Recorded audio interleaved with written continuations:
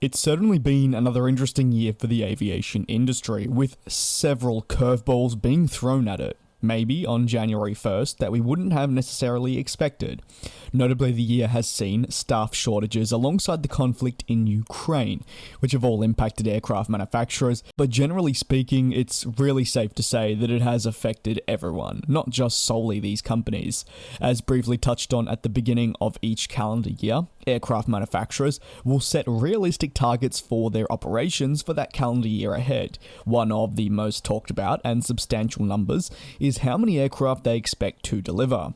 Airbus indicated at the beginning of 2022 that they expected to hit around the 700 unit mark for deliveries, a notable increase on the year prior that they assessed would be possible thanks to demand, and also the global recovery, both key catalysts as to why they could achieve such a high number.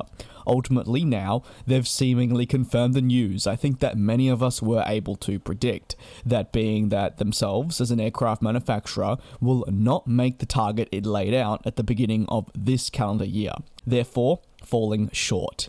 The European plane maker has said that the complex environment the world has presented itself with in the past year has given Airbus challenges that they were not forecasting initially. So, while they won't fall that short of the 700 goal, they will still come up at the end of the day just a little bit lower than it.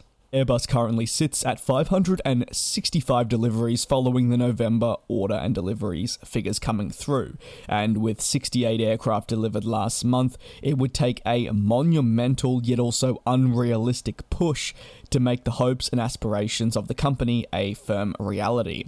Where does this leave them for 2023, you may be asking? Well, next year will no doubt be a critical one for the aircraft manufacturer as they continue to attempt to navigate an environment that has proven to be unforgiving. One of the most significant focuses away solely from aircraft programs and their continued development will also be supply chains, and doing their utmost to communicate with key partners to ease overall pressures and hopefully meet their targets for next year. Furthermore, their A321XLR will go through a crucial year of problem solving to hopefully work towards completing a delayed entry into service target now of 2024.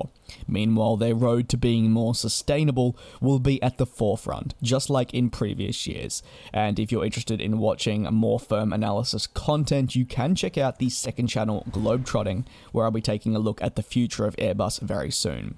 What do you make though of Airbus missing the targets for this year? Of course, it does make sense as to why they wouldn't be able to, given the circumstances, but it's not an optimal situation. And as many analysts have said, it could be the beginning of more issues for aircraft manufacturers and their supply chains. Thank you very much for watching this video. A massive shout out to all the cabin crew channel members that continue to support what I do here on this YouTube channel. Do take care, and I will see you next time.